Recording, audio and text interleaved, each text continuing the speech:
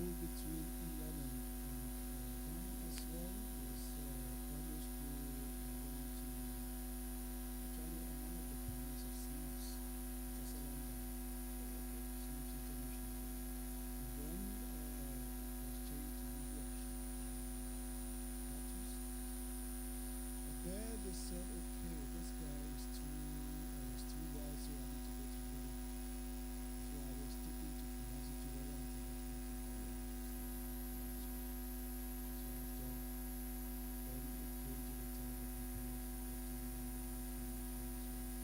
and then I came with them. So I came also to Queens College in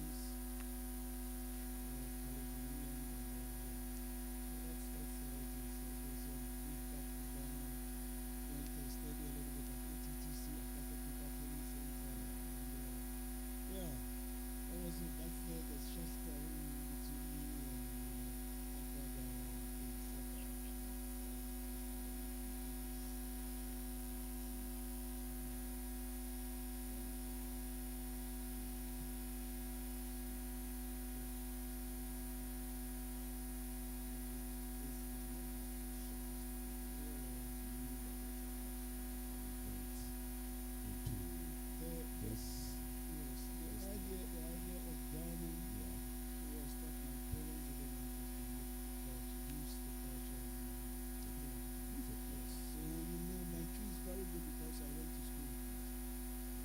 Tree is very very good because Flora we were also studying tree, not only English as a Ghanaian. And then when I was in Accra, I think I'm also talented with language, so I learned also the Ghana language very easy. And if you have to speak also well.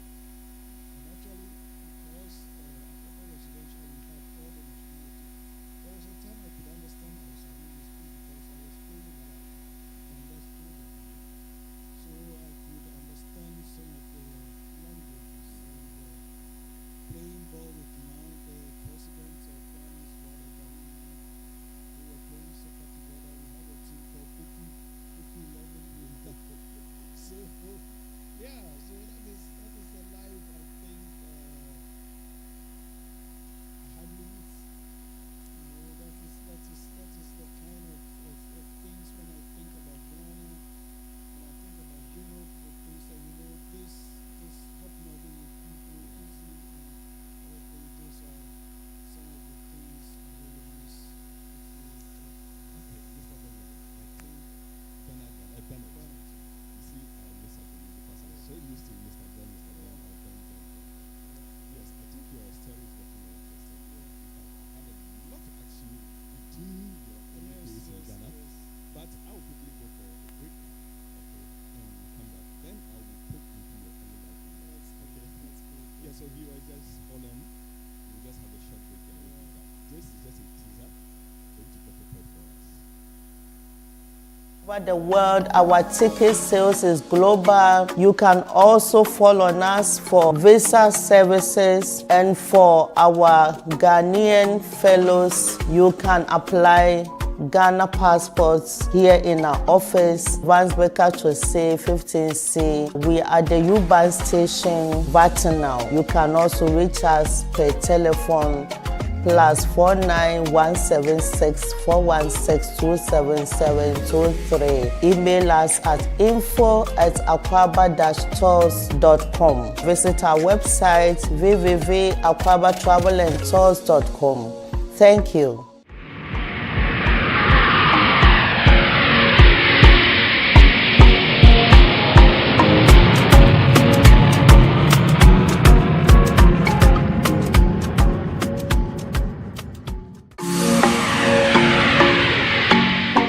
Greetings from Hamburg. My name is Teresa Edu from Aquaba Travel and Tours Hamburg. If you want holiday packages, you are free to come to our office. If you want tickets all over the world, our ticket sales is global. You can also follow on us for visa services, and for our Ghanaian fellows, you can apply Ghana passports here in our office, Vansbecker Chose 15C. We are at the U-Bahn station, Vatinau. You can also reach us per telephone +4917641627723. Email us at info@aquaba-tours.com. Visit our website www.aquabatravelandtours.com.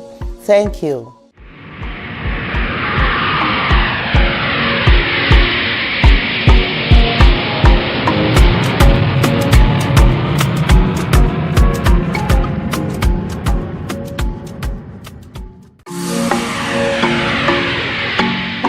Greetings from Hamburg. My name is Teresa Edu from Aquaba Travel and Tours Hamburg. If you want holiday packages, you are free to come to our office. If you want tickets all over the world, our ticket sales is global. You can also follow on us for visa services, and for our Ghanaian fellows, you can apply Ghana passports here in our office, Vansbecker Chose 15C. We are at the U-Bahn station, Vatinau. You can also reach us per telephone +4917641627723. Email us at info@aquaba-tours.com. Visit our website www.aquabatravelandtours.com.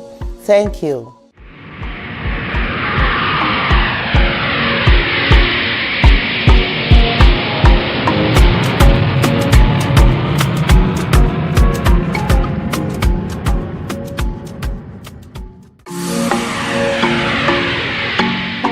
Greetings from Hamburg. My name is Teresa Edu from Aquaba Travel and Tours Hamburg. If you want holiday packages, you are free to come to our office. If you want tickets all over the world, our ticket sales is global. You can also follow on us for visa services, and for our Ghanaian fellows, you can apply Ghana passports here in our office, Vansbecker Chose 15C. We are at the U-Bahn station, Vatinau. You can also reach us per telephone +4917641627723. Email us at info@aquaba-tours.com. Visit our website www.aquabatravelandtours.com.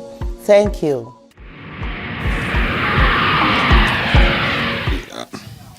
Yes, so welcome again to the Personality Profile on Radio Top Africa or TV Top Africa.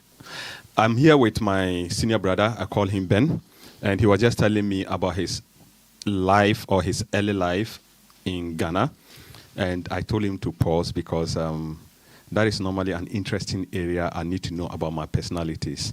You know, it's always the early ages of their life, the youthful exuberances, and a lot do happen around that area.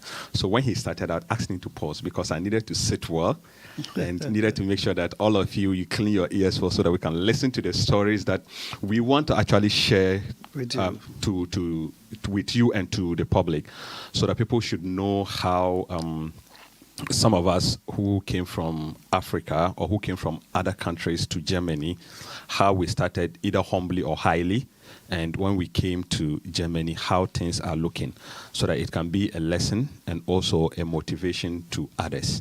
So, Benji, so you made mention that you used to play football with the former president's brother, Ibrahim Mama. Right. But before then, so I was going to ask that if you say you translate UK Ghana, so let's say that's Europe Ghana as a child. Fine, let's say you were fortunate, that's how I'll put it, that your father was a diplomat, but you were able to integrate into the Ghanaian system much. Like, how was it like? I would say, as a human being, you should be down to earth, no matter where you are. To know every society, you don't have to have a standard of people to play with. You know, you need to, if you really want to know how a country or people work, you should start from the streets. The street doesn't mean you should be a criminal, but you shouldn't also play with only the privileged ones. You know, you have to play with people. I will tell you, most of my friends were the sons of the gardeners, the watchmen, and I mean, those garden boys and things. And this were people really I call friends, you know, because these are the people who we will organize for. We used to play every Saturday and Sunday football at Association School, Airport Junction, or we play at the police barracks. You know, before the extension of the airport came, where the custom blocks are, there used to be a park there. Okay. You wouldn't believe that on Sunday you will have players like Shamokwe, Samuel Johnson, Abladi Kuma, and all these things. They will come down there to play with us, you know. Wow. And we were also organizing, we had a football team at Airport Residential called the Poki 11. There's a place called Poki House at Airport. I know Poki House. You know Poki House? Yeah, eh? I know Poki House. So the Poki team Yeah. was made up of the kids living there and also the gardeners and things there. So we gather on a Saturday, and from between 4 and 5, we all go to the Legon Stadium Park, and we play there. Come back, sit down, drink together, chill, and then everybody goes home. So that was how, I mean, I integrate into the let's say the African or Ghanaian society, you know. From there, I was learning a lot. And then I realized that it is not always about money. You know, because if you look at the area I grew up at airports, for example, it's, I would say, it's more of well-to-do children, you know. Yeah. So you could go to house, and then it's you know, those times we were using this normal telephone, no mobile phones. So people will call your house, your parents. So it was like you will call this man's house, and you go here, and you know what I mean. So and you always go. You put, oh, Mrs. So and so son is looking for so, you know. So and so it's. But I broke that barrier. I didn't want this. Some kind of diplomatic and ethical way of doing things. Yeah. So I wanted to know life, more about life, because I was thinking, what if my parents are not there one day? You know, how am I going to survive? Yeah. I was having this idea of being independent since the age of 12.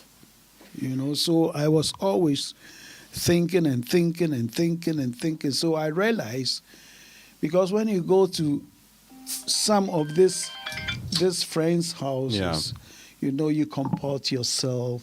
You can't be yourself too much. Yeah. But when you meet these local guys, you can be yourself. You shout. You do all the stupid things like a kid should do, you know.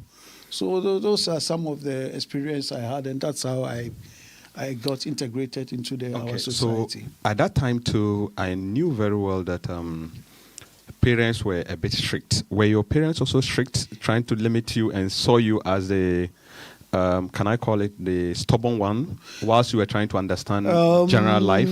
There's something, yes. My dad, for example, was a very strict one. My mom was strict but flexible. What do you mean by strict but flexible? She will tell you that don't associate yourself with bad people. Yeah. You know? And then you have to come home at a specific time. You know, like, because 10 o'clock was even too late. The gate's already locked. Yeah, obviously. So, 10 o'clock will be too late. You know? So you have to be home at 8. Yeah. And then but you know, at certain age or level, 8 and 10 o'clock was too early for us to go in bed.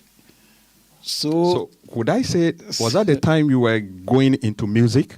Yes. Those were the times I was even stealing myself to go to nightclub. There was those times. There was Fine Style. Okay. Fine Style nightclub. Then there was the Osu. Then we had a Cave. You know, behind the ex-American embassy. I hope those who are listening and they are of that generation Yeah. would know some of these names. Yeah. Okay, the Cave and the rest of them are clubs that and then they used have to Cotton Club. be. Yeah. You know, so those places we used to go, and it was like this. Look, at the age of 12, 14, normally you are not allowed to go inside, you know. But then we go in a group, and we all wear summer hats, you know, and dress in normal suits and things, Yeah. you know. So when we come, you look at us, you don't know whether we are young or we are old, you know. So You're only trying to cheat the system. you know, so they would, and you know, in Ghana they don't ask about ID, you know. Mm-hmm. So they would just look at it. So they speak like, are you 18? You say yes, you know, and then they will let you go inside. Yeah. But the point is, when we get in, nobody have money even to buy a drink. You know, so we like contribute and buy like 4 bottles of beer, and like 8 people will share. So everybody will have a half a Half, glass. yeah. And we will stay the whole night with it. Wow. Dance and dance. But dance the whole night, Yeah. come home. But now here's the problem when you come home. I The was gates going are to ask. locked. Yeah. So how do you go inside? How do you go That is inside? the problem. So you become a criminal by jumping Jumping the the wall. I jump in the wall, you know. Yeah. So our watchman, his name was Congo because he Okay. went to the Congo War. Oh, okay. Yeah. So when the first time I did that, he saw me, and he called me master. He said, "Master, why you jumping the wall?" And I was like, "Sir Congo, I'm sorry." Master has done it too. You know, so when I came, I went inside the house. Yeah. The doors were locked, main door was locked. But down there, my younger brother used to study in the room. So sometimes he sleeps there. So I went and knocked the louver. Liver. Yeah. And, boom, boom, boom, boom, boom, boom. And he raises it. And that was the first time, so going out. Yeah. He opened the door, he just looked at me with his eye, and I went in, take shower. So the next morning, I think, in the afternoon, Congo came and tell me, "So, Master, I don't do this, I can give you arrow." Yeah. So now I have to do a deal with Congo, Wow. you know. Uh-huh. And I was very nice with him, so he really loved me. Yeah. So he likes to drink beer, and we have beer at the storeroom. Yeah. So I sorry to use the word steal, you know, Yeah. 2 bottles, and then I'll go and give it to him. So it was like my bribe, you know. So I could go out and come. It went on for a while. Not knowing, my mom had already spotted. She knew that I was not coming home. So one day when I came and my brother opened the door, I heard the steps from coming Upstairs like that. coming. And now I couldn't go. There was no escape. Yeah. So I met my mom on the stairs. She just walked by me, went to the kitchen without a word, and that was the most hurting part. Because Silence. I went in my room and I couldn't sleep. I understand that feeling. You know that? yeah. I couldn't I sleep. understand. So I was kind of sitting and I was like, oh Yeah. God, what am I going to do? So the next day, Yeah. I skipped breakfast. Not because you are not hungry. Not because I'm not you are hungry. afraid. I skipped breakfast, you know. Yeah. So I was there and I was like, oh, what will happen? I was looking, I was like, I will, if somebody will come. Then I heard my door was boom, boom, boom, and I was like, oh, shit. Shit. Something's The time has come. Yeah. My mom came and said, come and iron your dad's shirts. And that never happens. So I went, I ironed clothes, shirts, like 20 shirts fresh. I ironed everything. It took me a long time. And after I finished, she didn't say anything. And from that day, I advised myself not to. So Not to. Yeah. I stopped doing that for a while. So, at which juncture did your parents, can I use the word, bring you to Germany, or how did you get into Germany then? First, I went to England on holidays. So when I was there, I met my ex-girlfriend. Okay. She was coming from Hamburg. Oh. You know, so she was like, "Oh, if you really love me, you should move to Hamburg." So instead of going to Ghana, that was in 1997. Instead of going to Ghana, she came here. Mm-hmm. That was September 1997. The day I left London to come here was the day Ghana was playing under 17 World Cup. 23rd September 1997. Yeah. You know, Was that the Audi Saka Audi Saka generation? time. That's Yeah. right. Those times, you know, Ado. Yeah. Yeah. No, at Ado, yes. Ado, Daniel Ado, eh? Yeah, and Odate Lamte, Odate Lamte and Co, all yeah. those things, those times, yeah. Yeah. So I came that day. I came to Germany. So when I came here, no, you know, you want to make me talk about my experience, my crazy experience. When you came, what happened? When I came here, Mm-hmm. my mom borrowed me money. That time it was D-Mark time, you know. Okay. So my mom borrowed me £10,000 to start life. When I Wow. changed, that was 30,000 D-Marks. Because that time the pound was like 33 times, you know. So me and my ex-girlfriend, we took a house, flat at Frederick Ebert Dam, Mm-hmm. here down Just there. here, yeah. And she said, the agent said, if we are to register the two of us, it's a Wohnungsgenossenschaft. It's going to cost us those times 6,000 D-Mark. D-Mark, yeah. So whilst my ex-girlfriend is from Hamburg and she's half Turkish, half German. Yeah. But she's German. We should register in her name everything. So I took the house, the contract, and I paid the money, 3,000 D-Marks as caution. Yeah. And then we took the flat. So after we took the flat, we were living very nice, and I had to start job. And my German, I couldn't speak no German. Yeah. But also at school, I do study nutrition. So I know I have the idea of combining of milk and everything to produce ice creams and things. You know, I have that idea. So my ex-girlfriend's girlfriend, Yeah. the boyfriend used to own a shop at Eppendorfer Weg 194. He's an Italian. It's called Tony. And the place was called Tony's Ice Cafe. So he was looking for somebody to produce the ice cream. Yeah, so my ex-girlfriend told him, it's something I know because I've practiced it also in England, Yeah. I can. And then he employed me. That time, the highest salary people were taking for an hour was 10 D-Mark. I was taking 15 D-Mark that time. Wow. Yes, it was a lot of money. So how did I mean... That means you didn't wash bowls like or do a prapra. No, I haven't done some before. I mean, it's not wrong, you know. Yeah. But yeah. I've not done before. So when this guy employed me, it was like this. He wanted to show me the concept of doing the ice creams, you know. And so I made him talk. He did, and I told him I can do the ice cream myself.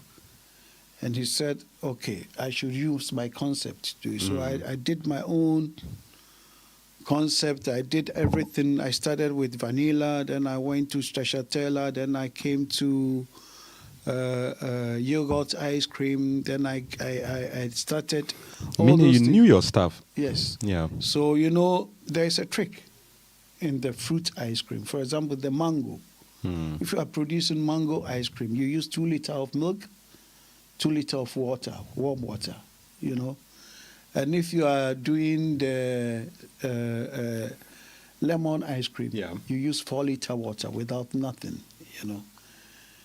So when I did all those things, after, like, let's say 4 hours, I have done like 5 different ice creams.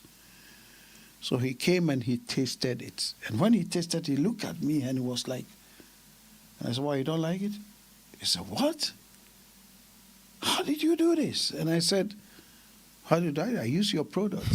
Yeah. And then they just said, "Oh, really?" So he was looking shocked. So he called his dad. Mm. I remember this Italian word very, very well. He said, "Papa, bueno di gelato, bueno di gelato. Come. You know, so he called his father, Yeah. and they have a house at Nordistead. So the father says, "Come." So under 30 minutes, the father was there. Mm. That was my trial, you Yeah. know. So when the father came, the father doesn't speak no English. No English. He speaks only. Yeah. So when he came, Tony explained to him, and he was. So he looked at me and said, he did his. Minke. What does Minke mean? Minke is like, oh my God, like Yeah, shit, you know, okay, like yeah. Minke.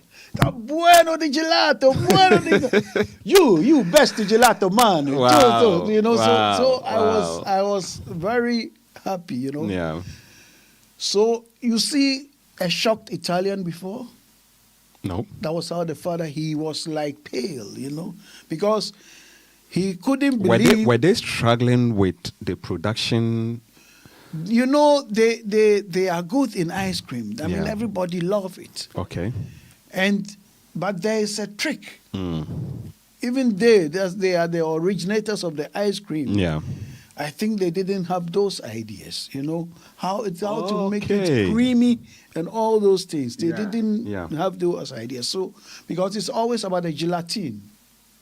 Mm. You know, too much of the gelatin is not good. Mm-hmm. So when instead of using for 4-liter ice cream for 20 gelatin, you reduce it to 10, Yeah. you know. And then the milk, you use also cream, zani, Yeah. you know, half a liter, not one. One.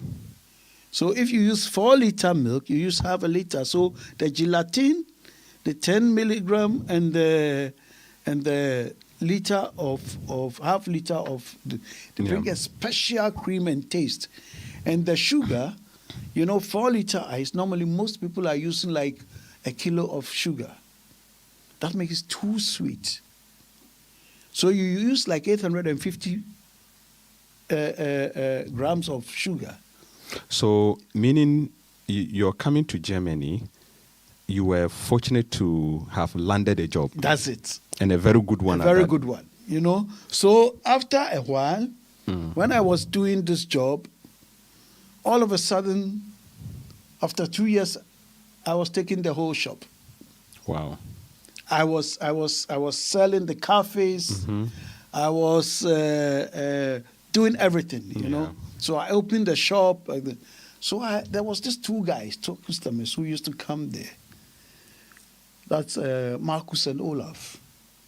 So one day they called me. They said, "Ben, actually you are the one handling the shop.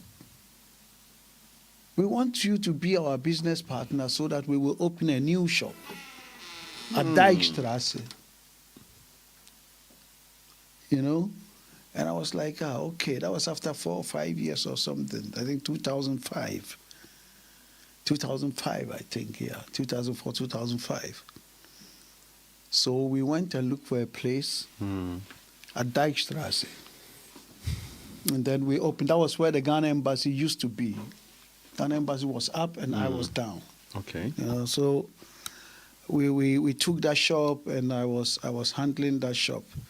But we have to give that shop up because I got sick. You know, I was diagnosed to have something in my right kidney, which was supposed to be cancer. But when the operation was done, it was not. Oh, okay. You know, but according to the doctors, Yeah. it was good they cut it off because after 10 years, it would have been Cancerous, something bad. yeah. You know, so the time I was at the hospital, because Olaf and Marcus are not from the gastro, and they don't have They don't have the idea about Yes. the ice cream and I stuff. left the shop for somebody to take care Yeah. of it. And the 2 weeks that I was there, customers were sending me pictures at the hospital, telling me What was actually going on? that you see plates on the floor with flies. It was summer. and things. And the other part was also like, I used to make sales between 12 lunchtime till 3 o'clock. That time I was making like 2,500 sales. But when the guy, he's called Shaba, when he took over at my sector, he was not even making 800 euro, according to him. Was he black? No, he was from Hungary, half German. So Olaf and Marcus, they decided that we should sell the place. So they sold it. They gave me my percentage, which was 20%, and then I went up. But then I went into another partnership with a guy at Winterhood opposite my house. And yes, we worked for a while, but the guy was also not clean. I mean, appearance, Yeah. If I am in the shop runs very well. When he is there, nobody can, because he sits in front of the shop, smoke joints, play with his dogs, and he was gay. I didn't know before. Okay. I mean, it's not. I don't have anything against him being gay, but the point is that he comes with his boyfriend. They sit there while the guests are there, and they are holding each other. And Winterhood is a very special place. Yeah, it didn't. The culture he was portraying didn't match the system right. there. Yeah. So people started talking, and they stopped coming there. Okay. So and at that time, I believe it wasn't a culture that was even accepted largely. Not really. Yeah. So they saw it to be weird. Yeah, I get that. So I was. The guy decided to go out, and actually I was supposed to take over the shop. So we did everything. Yeah. We did everything. So I started telling people, Anno is leaving on the June 30th. And from the 1st of July, I'll be there only on. So from that day, I had reservation, a lot of reservation, because everybody knows it was not there. Yeah. My mistake was that I was doing that in our book, our reservation book. So when the 30th reached, he has to leave. He said no. Oh, Ben, I want to stay, because he saw the reservation that now is getting successful, And I said, no, we will not work together. So out of that anger, I left the shop for him. Okay. I left the shop for him. Principles. Yes. And then I took my money, which was there. After a while, it took a very long time. I had to be court issue and things, but I got that money. But I'm kind of also lucky. So I went to this gastronomy thing that happens at Messe Harlem. Yeah. And then I met Christian Fay. Christian became my partner. We opened Colonnaden 41, Caponcino.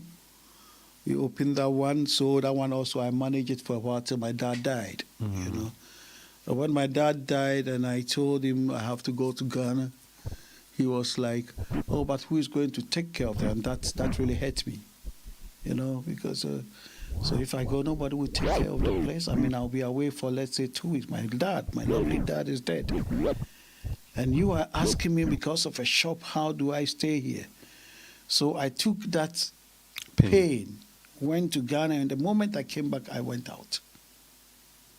I stopped, because I don't let money control my life. I believe in freedom. He doesn't let money control his life. Yeah. So yes, I will come to that. Yeah. Yeah. So I just stopped it, and since then I've been doing my dance teaching and everything. So you mentioned dance, but let me take you back a bit. Yeah. Now I'm curious here. You talk about how your dad died and you had to stop work. Yeah. Tell me a bit about your family life then, because it looks like you are kind of family oriented. Before we continue. My dad is actually so he's late now. He's late. Yeah. And what of your mom? My mom is living. My mom is 81 years now. Wow. Yeah, she's very strong and healthy. Wow. So do you have siblings, other siblings? I do. I have a younger brother. He's in England. He works at Harrods. Okay. I have the one after him is a lawyer in the States. Wow. And the last one, Gina, she's also managing a bank in Canada.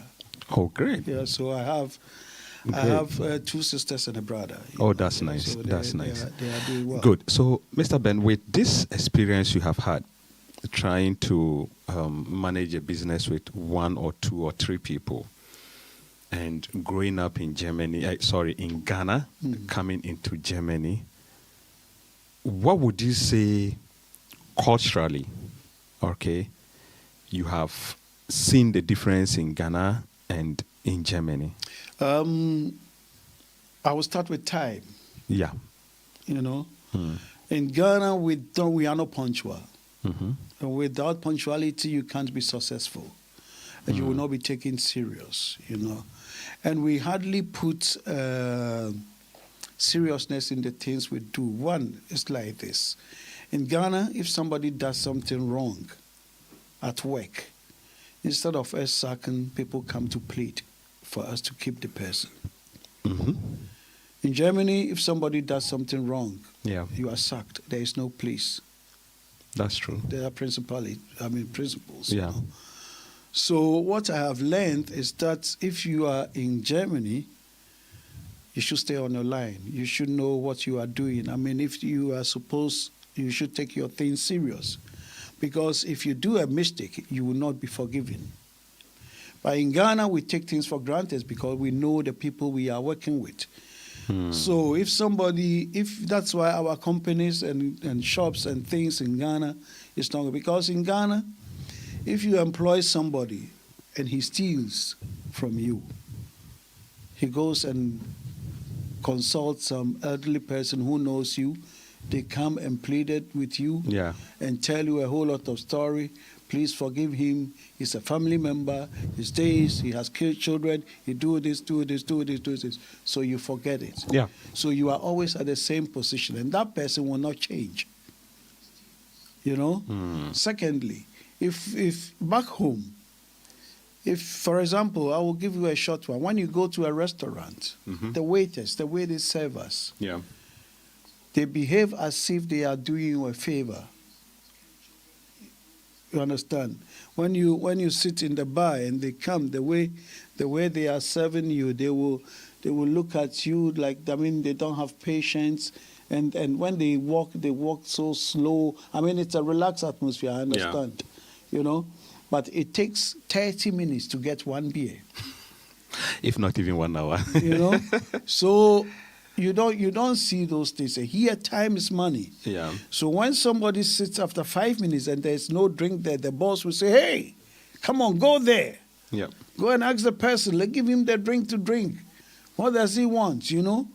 So the economy is moving, but ours is slow. So if you have a company and people are working that slow but waiting for them to be paid at the end of the month, you can't be successful. That's 2 big differences between our society and the European society. I would say the German society. Okay, so with that, the family system, how do you see that one too with the 2 lives you have lived? The beautiful thing is that everybody needs somebody. Say that again. Everybody needs somebody. Everybody needs somebody. Yeah. Okay. You understand? So our family system is actually the best. Which that when you say our family system, Uncle, you have an uncle, you have an auntie, you have grandmother, you have grandfather. you mean the African The family African system? family system Okay. comprises a lot of people. Yeah. Cousins, first cousins, second cousins, Yeah, third yeah, cousins. yeah. It's a huge thing. When there's a birthday party, even the family alone It's enough for it to throw a it's bigger enough party. for a bigger party. But in the system of Germany, or Yeah. in the European system, family Yeah. is only between a man, wife, and children. And even there, the children rebel against the children, the parents, because they have too much liberty, you know. So it's like this: you have a son Yeah. who is doing wrong, you shout at the son waits till he's 18 and he will refer to you. When I was 14, You did shouted this. on me. Yes, that's true. So I'm not going to talk to you now. I have a patient, you know. I work also as a dance therapist Yeah. and at a psychiatric. So I have a patient who was telling me about this thing. Like when she was 14, she was kicked at the butt by the mom. So because she grew up now, they are not on good terms. And Just I said, that. And I said, you are very lucky. I got slaps, but I love my mother. You know? They will stretch you on a bench. Yes. They will stretch you on a I bench. said I got slapped, not And- one, not twice. You know? Yes. But I love my father for doing that. Yes, they will beat they will beat the hell out of you to show you love. You know, yeah. My mom used to have some cane. I've forgotten that part. You know, Yeah. if she really wanted to put, she puts the cane in water. How do we call that? Afia. Afia. I remember that cane very well. And you know the time she comes? No. 4, 5 a.m. when you are sleeping. Oh my so God. you are stretching. So you get it at your. Yes. So even if you get 2, It's enough. it's enough. Yes. So, but Yeah. you know, she's somebody I really love because when I look at the things, without those things, maybe You'd I have would been have gone something else. astray. You know. Yeah. So that's so it. so with all this you have seen, okay, and we are now here. We live our lives here. In fact, making babies here. Obviously, we can't instill some of the cultural principles we have back home here. No. But what can we do to have a moderation so that our children will keep some of this culture back home and also some of what we have picked up in this community? This is a very, very interesting question. Why am I saying that? Because it depends on the parents. Unfortunately, most of our people are semi-literate. You know? And the way some of them were raised, Yeah. and before they come here, I mean, some of them actually were never in a city till they moved. Their first city they've seen in their life was in Germany. So when they saw things here, they got baffled with everything, you know. So such people, when they give birth, they don't have control over the kids. You understand? I get it. But if you are from a home where your parents pull your ears, you will find means to raise your kids. True. You understand? You will, of course, you can differentiate between good and bad. You know, if you look at some of our kids born here, it's sad. They have the opportunity to go to school, they don't study. They don't have trade. They don't do nothing. They do the same work that the parents who never went to school from Ghana came here are doing with them. You understand? Yeah. So you don't blame that kid, you blame the parents. Because that parent doesn't see anything like a future. Because that parents want to build a house in Ghana. That is what she sees as a future. She doesn't see education as a future. You understand? So raising of the children Yeah. is an individual thing. Yeah. It is not a concept we can all give our children. It's something you have to have it to give it. Good. So, with all this you have again, yes, I do understand. I accept it. Now, let's move back to Benjamin as a DJ, because most people in Hamburg or in Germany know you to be a DJ. That's right. And also a dance teacher. Yeah. How did Benjamin, probably the footballer or the son of a diplomat, end up being a DJ and a dance coach? That's really an interesting thing. You know, like my dad would say, in every family there's a black sheep, you know. There's always a black sheep. Yeah. I am the one who went that way, you know. Yeah, because in giving me your family this thing, Yeah. you said one of your last born is a bank manager in Yeah. Canada. Another one the lawyer in is the a lawyer States. in the States. Yeah, and and this your one younger is brother an accountant is at an- Harrods. Yeah, You know. yeah. So you're the only one who That is, Yeah, that's, which a son of, like, as a family led by a diplomat wouldn't want. Yeah, yes. no, I The understand. thing So is, tell you me know, what happened. Yeah. Passionate. I love dancing. I love to Okay. entertain. Okay. When I love to organize events. This is, I think, something in my genes because Was your dad a dancer or your mom? No, I would tell you, my mom Yeah. is actually an only daughter. Oh. You know, so but she have cousins and things. Yeah. You know. And one of her cousins was an organizer, a big promoter in Ghana Okay. of events and things. And I really like the way he was doing things, you know. yeah. Because those times he could organize Ampedu and these top musicians and things playing at culture centers and things. And my mom would be talking like, oh, my brother brought this guy here. So I would go there sometimes as a kid with my mom and I would see all these artists and things. So I had that thing in me. And then I was also organizing my football teams. I have always organized the airport football team. The Pokey House team, I'm the one who brought it. Oh. Yes. We used to go to drink, and I came up with the idea that we should form a Pokey team. You know? So In fact, today we are revealing things. Yes. Those who know the Pocket team, yeah. Charlie, this is originator. Yes. You know, we had those times we were playing. We were Yeah. playing like somebody like Cougar, how do you call her? Electoral commissioner, the chairperson, The former, the one who just passed. This woman, what's her name? Charlotte Osei. Not Charlotte, said the other one. Jane? Yes, Yeah. you know. She's still the one there. Yeah, Yeah. her brother, Jane Mensah. her senior Yeah. brother, is called John Brukwalote. Cougar, he's a lawyer. Okay. He was part of the team. Then we have Yawa Asante, Major Asante's son. He was, and then we have Kufuor, Former president. Former President Kufuor's brother. Yeah. He owns Kufuor's laboratory. His son, he's called Kuku Salamba. He was with it. Then we have a lot of them. We have Yaume Yausafu Mafu. So that means that it was just a team for the LS children. we have a lot of also other people inside. Wow. And those times, there was a guy in Ghana, young, rich, extreme rich. He was owning Limbres Foods.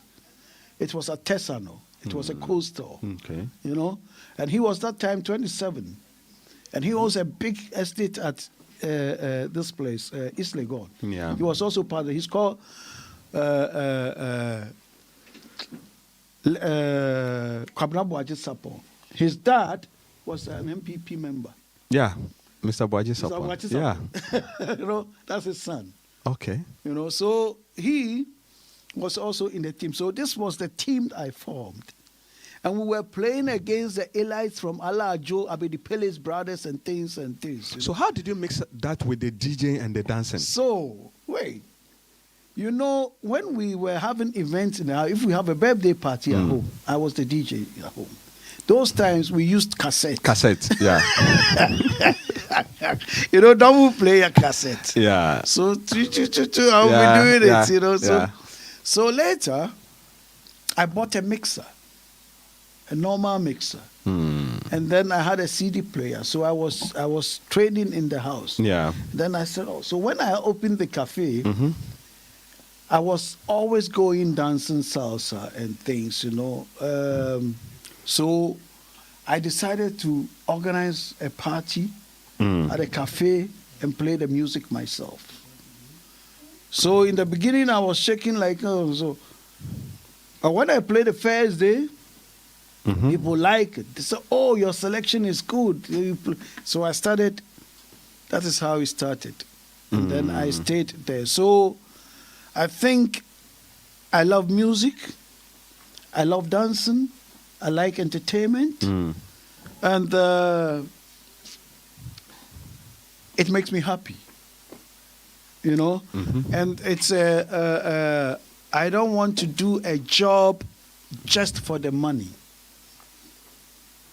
I want to have fun doing anything I do, you know. Okay. And dancing and DJ is part of it. I am an expert in cocktails as well.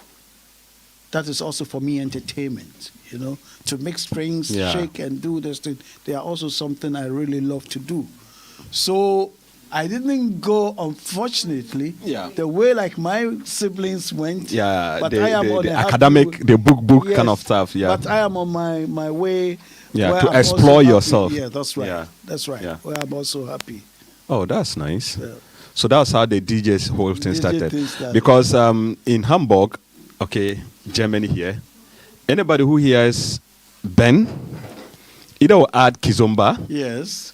or we'll Or just say Ben salsa. the DJ or salsa. Yes. Okay, so you played football, Yeah. you did DJ. Yeah. So how salsa and not ideally not Afro pop, not Afro pop, not what will you call it? High life, anything. But I see you enjoy salsa, you enjoy the kizomba, you enjoy this Caribbean. Ben, where is all those things coming from? Let Because me- yes, let- really, it let- looks a bit different. This is it. You know, some time ago, I went on holidays in Cuba. So in Cuba, I had then started dancing here, you know, but it was not that. So in Cuba, I went to a club in Havana. So I was dancing. I was dancing and Yeah. I pick it up. yes, I was dancing and Yeah. there was this lady who came and she started speaking Spanish with me. That time, Could you speak Spanish? a little bit.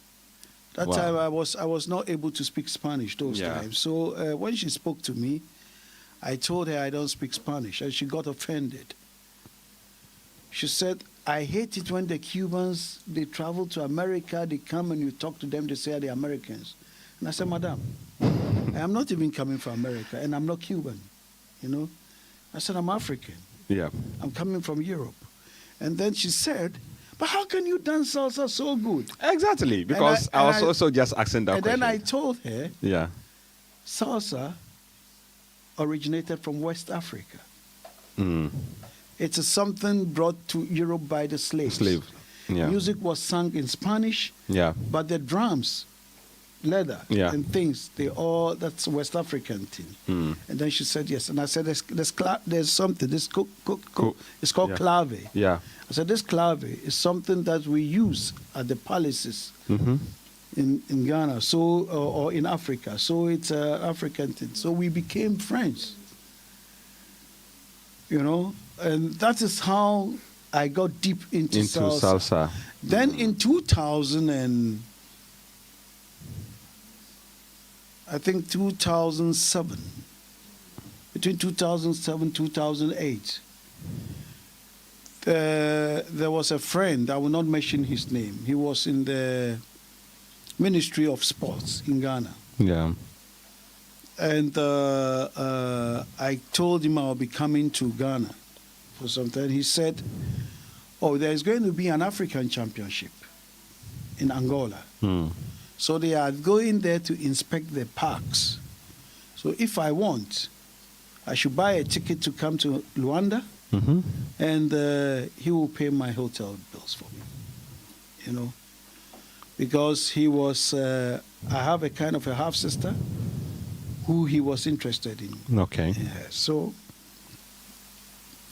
I went on my holidays, I went to Luanda. Yeah. So we were sitting at a cafe in Luanda, and I saw two kids like the age of 10 and 12 dancing. And the way they were dancing, couples, you know, they were very nice. And I told the guy, I was like, "Hey, what kind of dances?" But we had two Angolan girls with us. And they said, "Oh, it's samba." And me, I was like, "Okay, oh, samba." And she said, "No, samba. Samba is Brazil. Brazil. And samba is Angola." And I was like, "Okay, what is the difference?" And she said, Samba is our culture dance, blah, blah, blah. It's the only couple dance here in Angola. And so, and I said, is there a way to learn this dance? You know? And she said, yes. There's a school in one of the ghettos here, you know, if you want to learn. And I said, yes, I would like to learn, you know. So I had contacted the teacher there, and I tell you, the dance floor was even potholes there, you know. So I contacted the teacher. I asked her for a private class with a friend.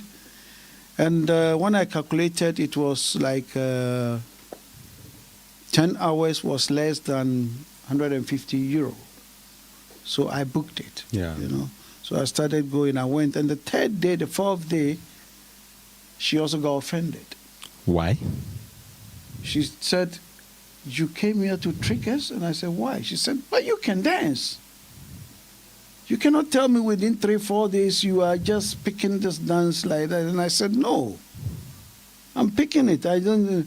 He said, no. And I said, no, but I am a dancer. I dance salsa bachata. And he said, okay, but why didn't you say it? You know? And I said, oh, okay, sorry, but I dance. I thought you never danced before because the steps, it's not possible. It take me so long to teach people this. And you are catching it. And I said, yes, I teach this salsa bachata myself in Hamburg. So I was, after the dance, after I finished my class and everything, she gave me some songs, around 40 to 50 songs. That time I was organizing events here in Hamburg. Already? Salsa and bachata, you know, at Caponcino, Colonnaden.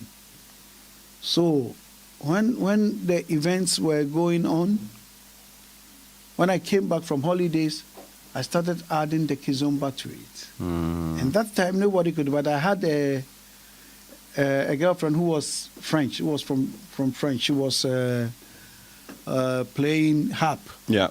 She was a harp musician.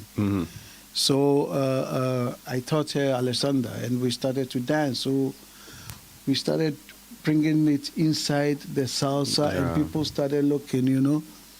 So I decided to make it a big dance, because it's a dance from Angola, Cape Verde, and all this. But they were dancing it among themselves. It was not open. Nobody knew about it. Yeah. So the music that the woman gave me, why I got the name Kizomba. Kizomba, yeah. So I put all the music on CD, because I was playing at salsa events. So I will go to every event, and then I'll go to this DJs, and I'm like, here, Kizomba, please play one song. So when they see, they say, oh, man, Kizomba is coming to Kizomba, you know. So I did that. So when I started Kizomba, there was no. So I'm the one who started Kizomba in Germany. It was started by me. Wow. You know. So I went everywhere, and I was giving, everywhere I go, I give them the CD. And then they started. So when they see me, they say, oh, Ben Kizomba is coming, my God, Ben Kizomba. And then that name stays. And today, Kizomba has become part of every event in Europe. Yeah. And in Hamburg? In Hamburg, yeah. Yeah, I've seen a lot of 95% of the teachers in Hamburg were all my students. Then you are a legend. 95%. Anybody dancing Kizomba here in Hamburg. So, viewers, you see why I have to have this discussion with Ben. You know? You see, we don't have to celebrate our heroes or legends when they are no more. Why not we celebrate and why not we hear their stories now before they leave? At least this he is telling us today, it will stay on the airwaves or on the cloud forever. Yeah. For future generation to learn from, to pick from, and to also use it as a motivation. Yeah. If we had waited for him to go, probably wouldn't know some of these stories. That's true. But now this is getting into history books for us to know that, okay, this gentleman sitting here is actually the one who actually brought Kizomba into Hamburg originally. Yeah. You get it? So just stay tuned and let's enjoy more, as I would ask my producer for us to go for a break. Then we'll come back and just wrap some of these discussions up.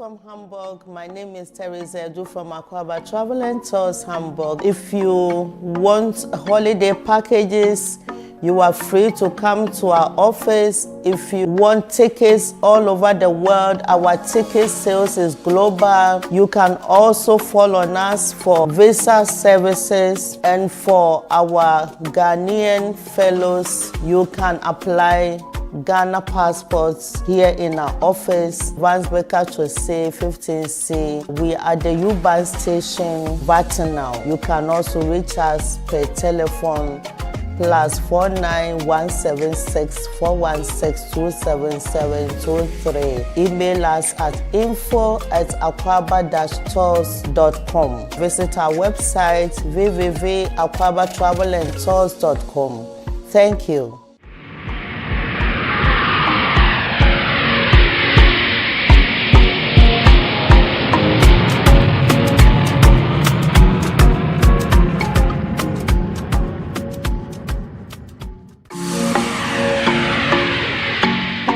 Greetings from Hamburg. My name is Teresa Edu from Akwaba Travel and Tours Hamburg. If you want holiday packages, you are free to come to our office. If you want tickets all over the world, our ticket sales is global. You can also follow on us for visa services, and for our Ghanaian fellows, you can apply Ghana passports here in our office, Vansbecker Chose 15C. We are the U-Bahn station, Vatinal. You can also reach us per telephone +49 176 416 27723. Email us at info@akwaba-tours.com. Visit our website www.akwabatravelandtours.com.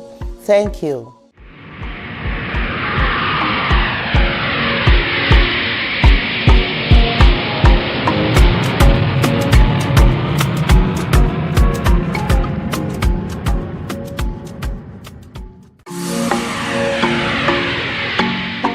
Greetings from Hamburg. My name is Teresa Edu from Akwaba Travel and Tours Hamburg. If you want holiday packages, you are free to come to our office. If you want tickets all over the world, our ticket sales is global. You can also follow on us for visa services, and for our Ghanaian fellows, you can apply Ghana passports here in our office, Vansbecker Chose 15C. We are the U-Bahn station, Vatinal. You can also reach us per telephone +49 176 416 27723. Email us at info@akwaba-tours.com. Visit our website www.akwabatravelandtours.com.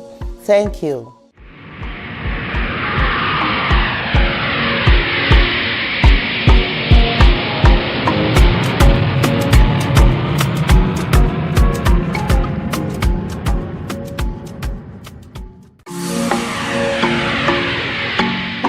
Greetings from Hamburg. My name is Teresa Edu from Akwaba Travel and Tours Hamburg. If you want holiday packages, you are free to come to our office. If you want tickets all over the world, our ticket sales is global. You can also follow on us for visa services, and for our Ghanaian fellows, you can apply Ghana passports here in our office, Vansbecker Chose 15C. We are the U-Bahn station, Vatinal. You can also reach us per telephone +49.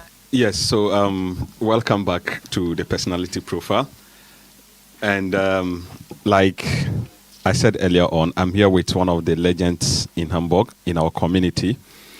And I have chosen this program to celebrate them, to listen to their stories, so that it will be a motivation for the younger ones growing up, and also a lesson for us not to step in some of the mistakes or some of the errors they did step in. So this evening, we are with our senior brother, Ben, DJ Kizomba, that he's largely known. And today, before I went for the break, he just told us how the Kizomba came about. Apparently, he's the first person to bring Kizomba into the dancing floors of Hamburg. We didn't know this, but now we know. Though, yes, we have heard them call him DJ Kizomba, Benjamin Kizomba, and stuff like that. But today we know why the name Kizomba is attached to him. I'm sitting with him and we have discussed quite a lot. But I think still going forward, I want to find out from my senior brother and, senior brother and hero I just said.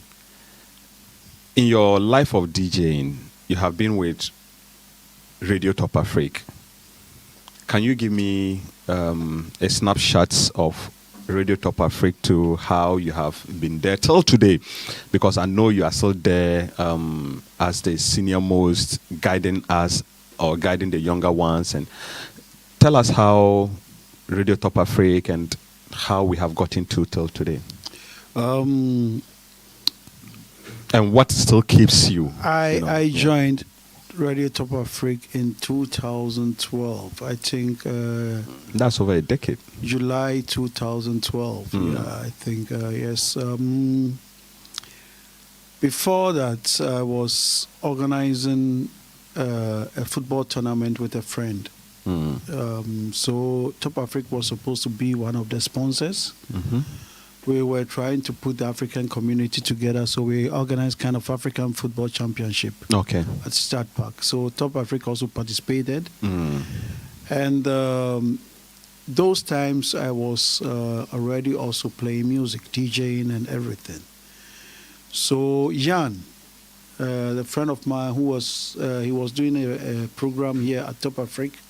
Those times, he's a German, but he's Senegalese. Yeah. So he speaks Wolof. And he was doing the program in Wolof, you know, so Mondays.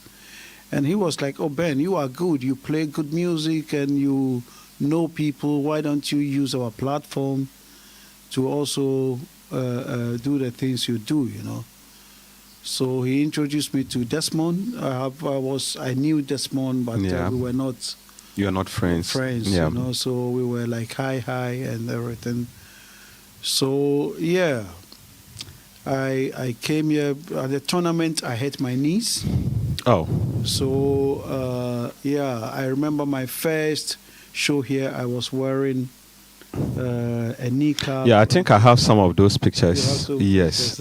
I think my producer would have to start even roll some of them. Yes.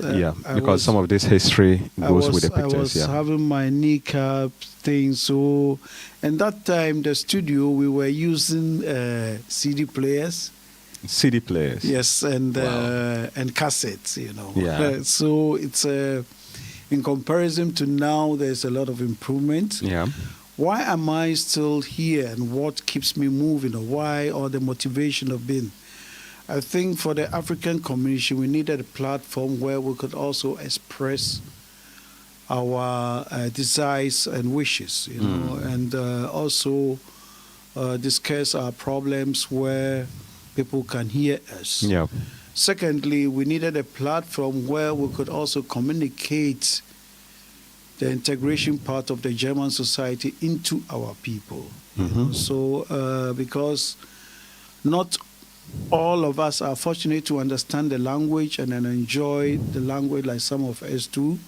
So we pick the news in German and then we are giving it in our local language or in English so that it will reach our people. That makes us also understand the system, the rules and regulations of the country, you know.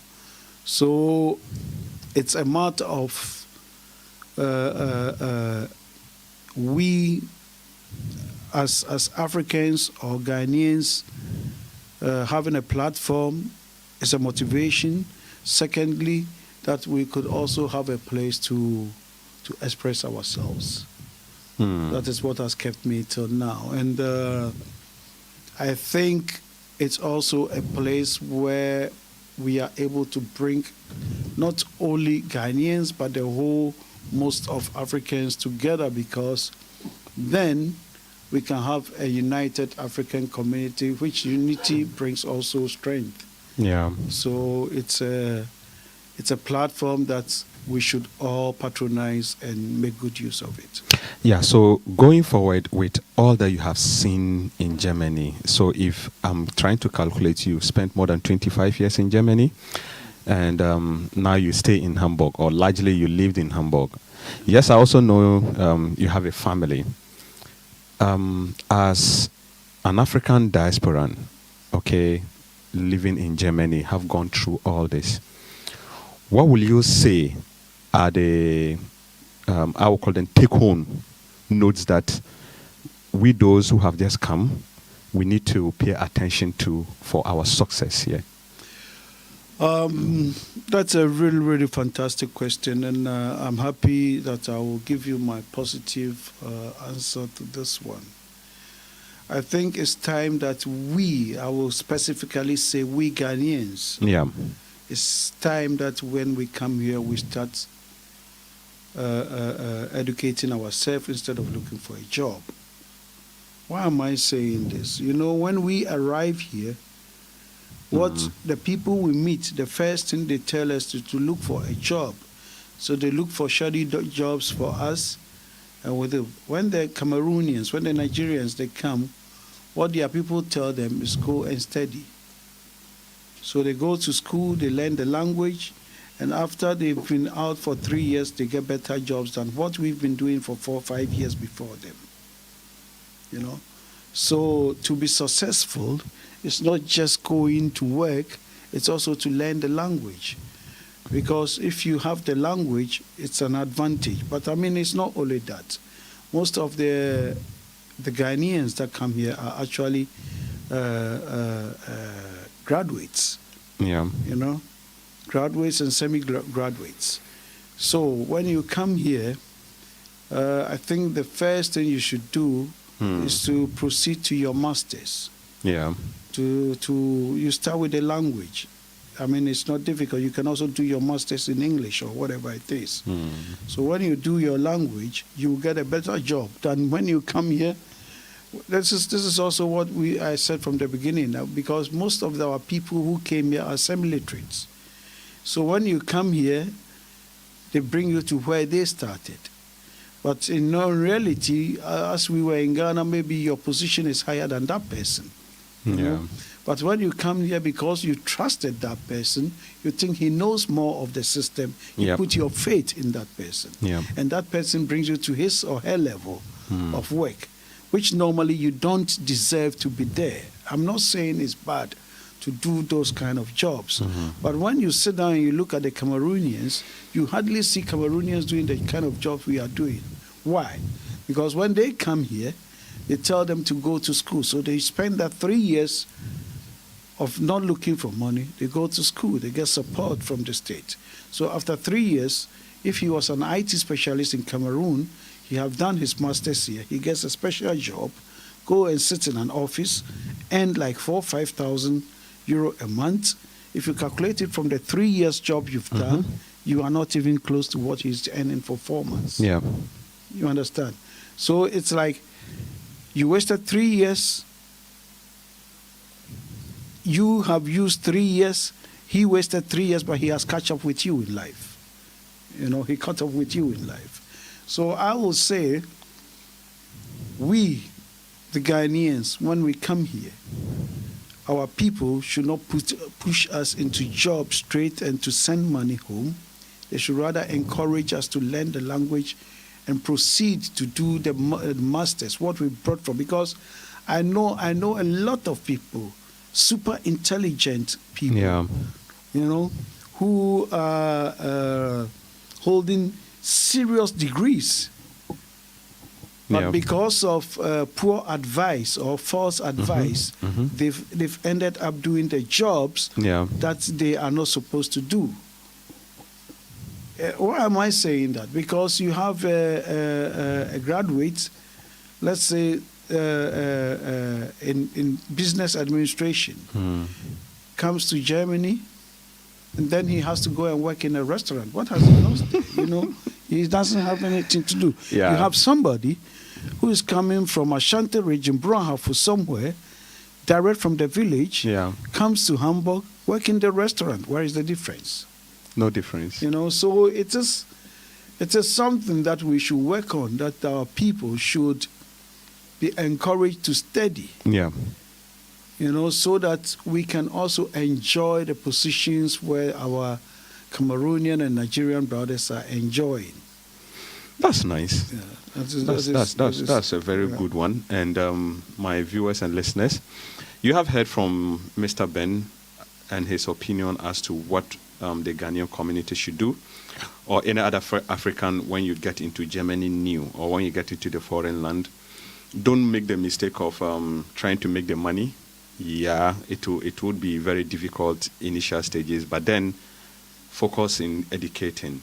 Okay, educate yourself and find yourself in the higher places. Yes. Yeah, some of us also follow the old system of not trying to educate but trying to make the money. And Yeah. I would also say that I joined Senior Ben to put that advice out there that when you come, it is best you educate.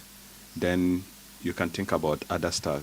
If you don't do that and you take any other means, you end up spending 3 years and not getting anywhere, Yeah. or 4 years not getting anywhere, meaning that your larger portion and your youthful years that you could have used to do something impactful, you will also be lacking behind. I think that is a very good advice, Mr. Ben. Let me Yeah. even add this. You know, also when you come Yeah. and you start working like that, sorry to say, you are also not using your identity to do the things you have to do. Yeah, You know, sometimes. so yeah. you are also paying taxes. Yeah. And paying some kind of dowries Mhm. to people you are not supposed to pay to, you know. Yeah. So that's also your energy, Mhm. your strength. Mhm. You are giving it those things out, you know. But we don't calculate it that way. Mm. You know, we so you, even if you are earning 1,800 or 2,000, at the end of the month you still have 1,200 because they've subtracted a lot out That's of it. true. And you are always struggling. So I think if you go to education, you will have the right, you have the possibility of using your own identity to do everything, because as you are going to school, you'll be given a kind of a permit, and that permit is also allowing you to work, you know. So you are not supposed to go and give anybody 10 or 15 euro if you earn 20 euro. If you are lucky, you even get a loan from the state to pay after your school, you know. So let's concentrate on that part, especially with those coming nurses and our graduates coming down here. Please, let's target this. Don't be scared. Yeah. Don't let them tell you those things. Oh, and Kutibe Fau and those kind of things. No, it's not true, you know. Because now, the Germans themselves, they are not giving birth, you know, and they lack the manpower now. So they look for people with qualification to support. So even if you come from home and you are a graduate in anything, they will welcome you, give you a place to stay, and give you the opportunity to work, you know. So let's look That's at fine. that aspect. Yeah. Good. So let's go back into entertainment.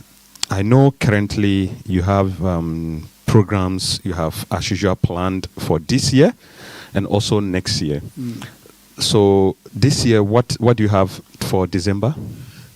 This year, we are hosting the International Bio Dance Festival in Accra, Ghana, from 24th till 30th December at La Beach Hotel, Accra. The program is comprised of salsa, kizomba, bachata, afro, adwa, kente, and model shows. We are inviting special international artists and teachers from all over the world. We have artists coming from the States, we have artists coming from Europe, artists coming from Africa. Yeah. And we are all meeting in Accra, Ghana Wow. You know, normally I do organize festivals here in Germany, but for the last 2 years, I took a break because after COVID, everything went a bit down. Yeah. Yeah. And next year, thank God, I'm going to go in with Top African Compromise, and we are going to raise the entertaining scene for the African community in Hamburg again. you know. Yeah. We are going to do something special that has never been done before here in Germany, in Hamburg. Yep. And Top Africa has a quality team, quality DJs. They are putting out a very fantastic event plan. And when the program comes out, everybody will enjoy it because everybody is part of it. Why am I saying everybody is part of it? Your best DJ is part of it, and if your best DJ part of it is with you, you know, it's not something for Ghanaians, it's not something for Nigerians, it's not something, it's for something for Africans. Okay. You know? Yeah. So everybody is welcome. And of course, we are not taking the Germans out of it. So we are doing it kind of integration kind of a thing. Yeah. That the Germans should get to know us, our food and our culture. So we will be also presenting African buffet. Okay. You know? Okay. So you come, you eat our food, you listen to our music, and you talk to us. You get to know us. As we are also trying to know you, because if before anybody gets to know you, you start with your food. You know, when people come to your house in Africa, you serve them food and you don't eat. It means they don't. Yeah. You know, They don't have you at heart. yes, That's true. You know. Yeah. So when you come to our society, we don't have the money, we give you that food. This is also the difference between the social system in this state. In Africa, when we go now to Ghana, anybody you see is going to say good afternoon to you. People are smiling on the street. Yeah. Music is loud everywhere, but they don't have money in their pockets. That's true. You know, and here people have money in their pockets, but they are not happy. They are not happy. Yeah. You understand? Yes. So it's two things. You go to Ghana. You go to Ghana. In the evening, every pub is full. Everywhere is full. They are having fun. They are having merry. They are eating. They are doing everything. So, if you come to Germany, where people have money in their pocket, where you have the opportunity to eat whatever you want, but people are not smiling on the street. Just last month, a friend from US visited me here. Yeah. And even till today, when she left, when she calls me, she go like, the country that people don't smile, the country that everybody is angry. Then I go like, what is that? You know, that when she came, okay, with like throughout her stay, she hasn't seen anybody smile. Yes. That everybody looks angry. You Why? know, I remember when I moved here. Yeah.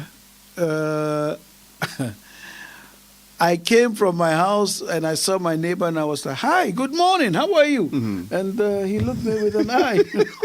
I was like, "Oh, what's wrong?" You know. So I was like, "What happened?" You know, because it's very common. Yeah. That's you with your neighbor. You say. Then I said, "Okay." So then I sat in the train.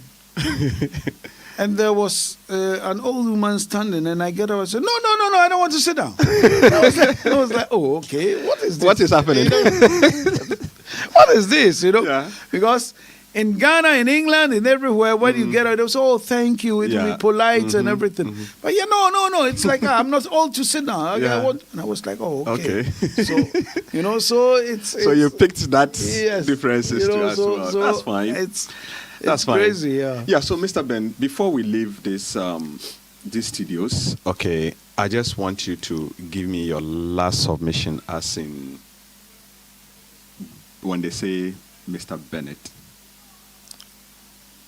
What's the full name again? Bennett Creek, Owua Osei Tutu. Bennett Creek, Owua Osei Tutu. Yes. When they say this, or when they mention this, what should be said about you? Calm, respectful, tolerance, lovely, and kind. Kind. Yeah, you know, Yes. that's me, and also, I will not take respect out. You know, Yeah. because respect is due if you give, you get it back. You know, so you need to respect whoever is in front of you. And there's something my dad said, you know, you don't know who will be the next person to give you that help, you know. Yeah. And I will say this in between. Why am I saying this? Why I learned this? My dad's life was saved by a cook. Wow. A cook in the politics Yeah. those times, you know. A cook was bribed to poison my father. And because anytime he goes to that house, he was Yeah. very nice with that man. The man told him, you know, he called him, His Excellency, please, today, be careful. And my dad was like, I said, just say, be careful. Don't you consume anything if you can. So my dad pretended to be sick and left location. Wow. You know, so That is the later- price of being respectful to Yes. people. Yes. Later, he invited the cook to his house, you know, Yeah. and they had a one-to-one conversation, and everything came out, but he never uttered it to nobody, you know. Wow. He just sat down with us and he told us, you have to respect anybody. Don't look down upon anybody.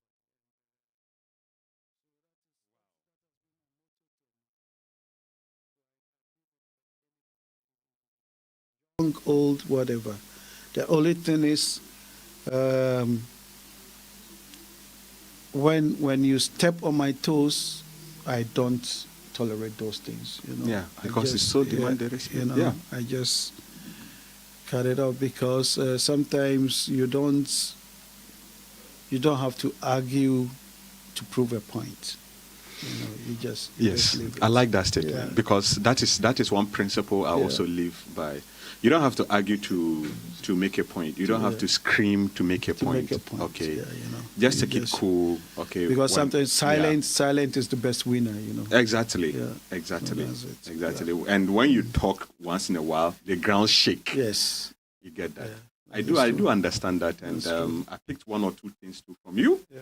I hope you know that. Yeah. Yes, and I will be the first person to say I do appreciate you so much Yeah. on those things, and I'll say God bless you. I appreciate you God- very well, Sita. You know Yes. what? God- you God are. keep You you. are. You are. I mean, not just as the first time I met you, the way you talk to people.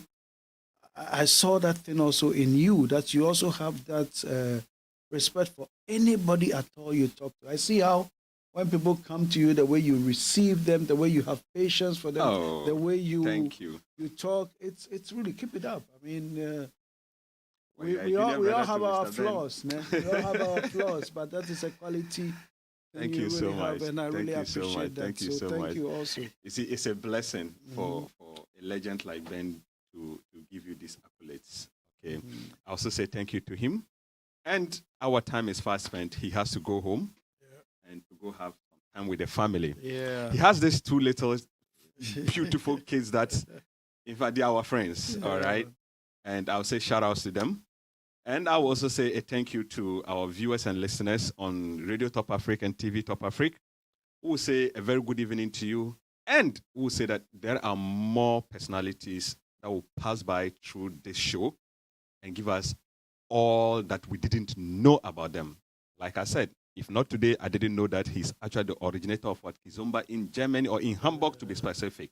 Today, most halls you go in the evening, you see old folks dancing Kizomba, both all race, okay? And again, you see them play Caribbean songs, you see people dancing and stuff like that. All originated largely from him because he started these classes. And he's still teaching anyway. He's still teaching. So if you are still interested in learning salsa and Kizomba dance, please just hook up with Ben or contact me and I will link you up because he's my senior brother. Probably you get a protocol slot. You get that. That's it. Yes. So not saying much again, we will say a very big thank you to all of you, my producer, my CEO, and the rest of the team for giving us this great show. Thank you. And we hope to see you again next week and same time. It's a bye-bye from me, Sita Abdul Halik, the Eagle. Thank you. See you guys. Have a nice weekend.